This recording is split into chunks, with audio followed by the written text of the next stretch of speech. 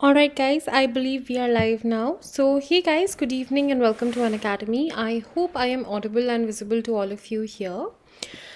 So, to begin with, a couple of announcements first. So, UPSC CSE batches are going to go live. New ones are going to go live on the 2nd of February. Those of you who are interested, you can try out the Mission Lakshya Expedition batches for both 2022 as well as 2023, right? So, you can choose whichever batch you want to be a part of. Also, the resolution to crack UPSC CSE 2023 introductory offer is here, wherein you can avail an additional 10% off, and you can use my referral code, that is Sharma10, also to avail an instant discount of 10% upon subscription, right? Now, those of you who are interested to accomplish your mission with Unacademy, you can take up the iconic subscription and also avail the loan facilities in case need be, right? Moving on further, we have the UPSC CSE Combat PYQ special questions based on PYQs of last 20 years, which was held today. So I hope you guys did take part in it, right? I hope like you guys did take part in it. In case not, then we'll be having another combat next week again at 11 a.m. Make sure you guys do take part in the same. In order to enroll, you just need to use my invite code, that is Sharma10, to get yourselves enrolled for the same. Now guys, some of you usually have doubts pertinent to as to how to go about like preparing for the exam preparation of different topics, optionals and all those things, which subscription to take, what particular way to follow the offers. So you can get in touch with your counselor. Confused, like in case you're confused about your preparation journey, you have queries about subscriptions or whatever it is, in case you want to know about the latest offers, you can just call on 8585858585. You can use the code SHARMA10 and get all your queries solved and your doubts resolved in no time, right? Moving on further, guys, let's quickly move on further and talk about the topic that we had to, right? I hope you all are pretty clear about everything we've discussed up till now, right? Today we are going to talk about the Sikh movement and the conquest of Babur, right? If you have a doubt, please feel free to ask me whatever doubts you have. I'm going to give you guys a minute to ask me doubts from the things that we have covered priorly.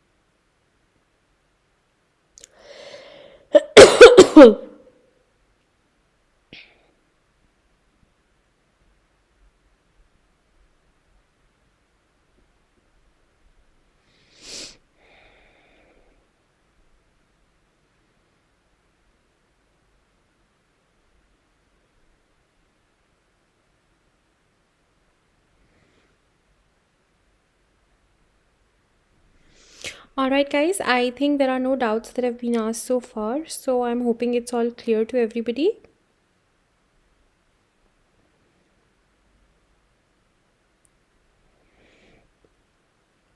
All right, let's resume the discussion in that case. So, talking about the Sikh movement and Babur's conquest.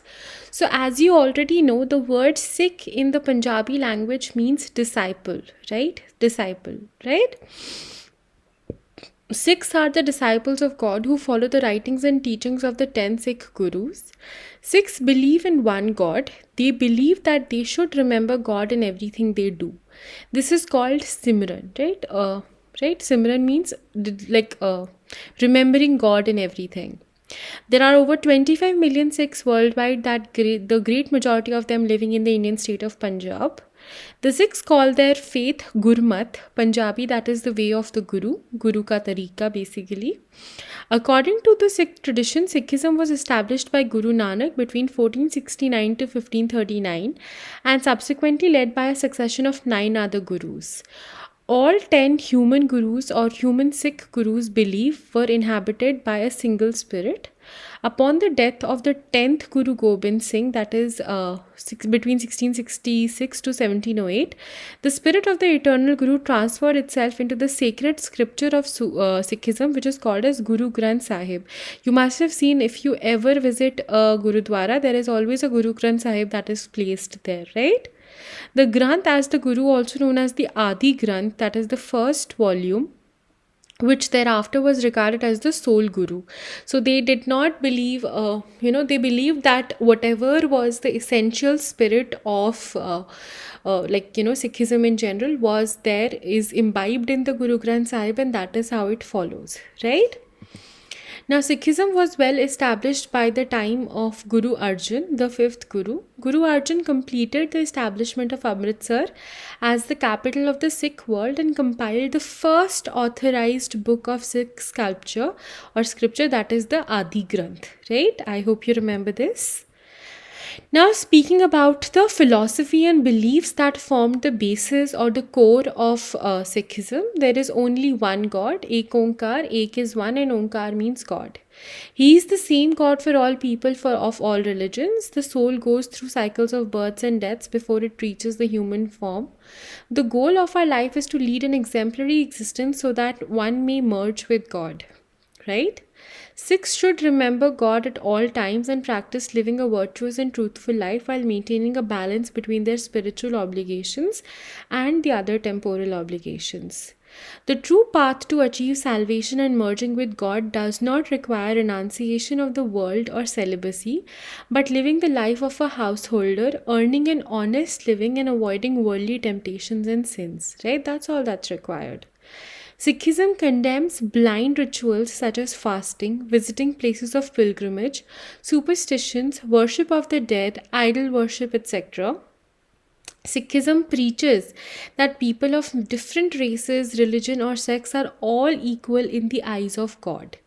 It teaches the full equality of men and women. Women can participate in any religious function or perform any Sikh ceremony or lead the congregation in prayer, right? So they have not set any kind of defined roles for men and women. They say that everybody is equal and both men and women are equally competent to take up whatever activities they deem fit, right? Please read through this slide. If you have a doubt regarding any point, ask me right away. कोई भी चीज़ समझ नहीं आई है, अभी पूछ लीजिए. Just looking at the comment section now.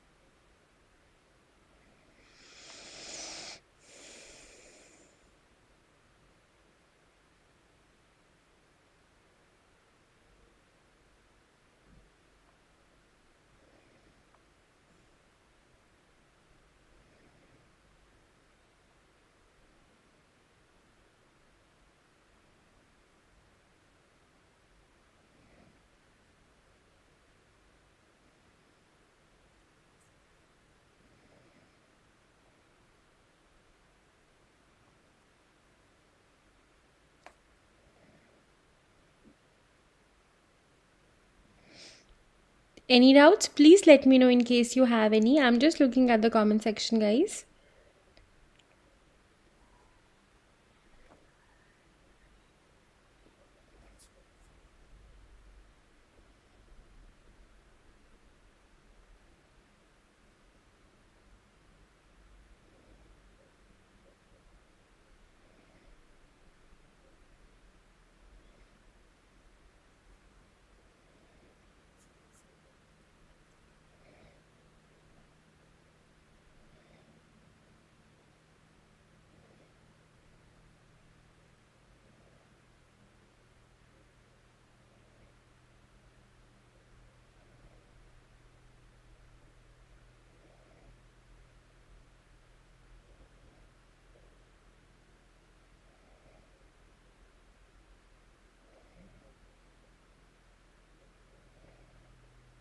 All right, I think there are no other doubts.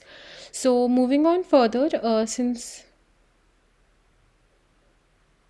they do not condemn pilgrimage per se, like what point tells you that they condemn pilgrimage? They do not condemn pilgrimage per se. They do not like places of pilgrimage, like setting up too many of them, yes, but they do not like they are always propagating people to go visit gurudwaras and all those things. That's what they do believe in, or they do preach or propagate. They say that blind rituals nahi follow karne hai, excessive fasting, visiting multiple places of pilgrimage, that is what they condemn, right? Superstitious belief, worship, that for other things, right? Not per se about visiting any kind of gurudwaras or something like that. That is not what they condemn. They condemn the excess of practices wherein it's mandatory to visit, or it's the pilgrimage becomes mandatory and all those things. Those things are what they do condemn. They do not condemn coming to the gurudwara per se, but not making it a mandate कि आना ही पड़ेगा या ऐसा नहीं, या staunch बहुत ज़्यादा like strong and staunch reactions या beliefs नहीं होने चाहिए according to them.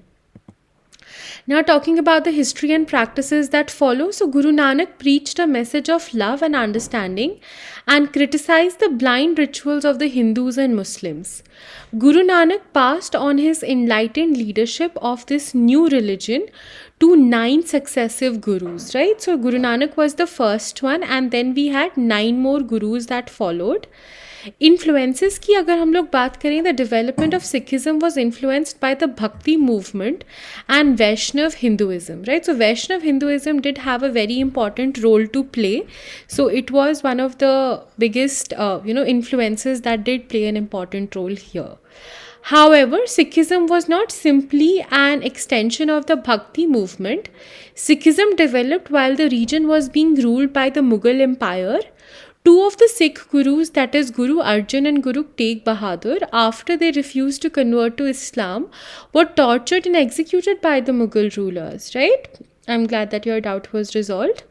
The Islamic era persecution of the Sikhs triggered the founding of the Khalsa as an order for freedom of conscience and religion. So they in no way wanted to start something like that. The military sect, or the martial race, or the martial sect between Sikhism, that is the Khalsa, was established as a reactionary movement to that, right? So once the gurus were being executed or tortured for various reasons, that is when the Khalsa was formed. The final living Guru, Guru Gobind Singh, established the Khalsa order, meaning the pure soldier saints, right? The Khalsa upholds the highest Sikh virtues of commitment, dedication, and a social conscience. The Khalsa are men and women who have undergone the Sikh baptism ceremony and who strictly follow the Sikh code of conduct and conventions and wear the prescribed physical articles of faith, that is 5Ks, right? I hope you can read that from here. Then Sikhism does not have priests, which were abolished by Guru Gobind Singh. The Guru felt that they had become corrupt and full of ego, and that basically dilutes the very basis of the religion as well, right? He felt that any kind of propagators, if instituted, they will be trying to, stimulate the people in a certain fashion that this is what they're supposed to do and this is how they're supposed to think. So that is what they were against.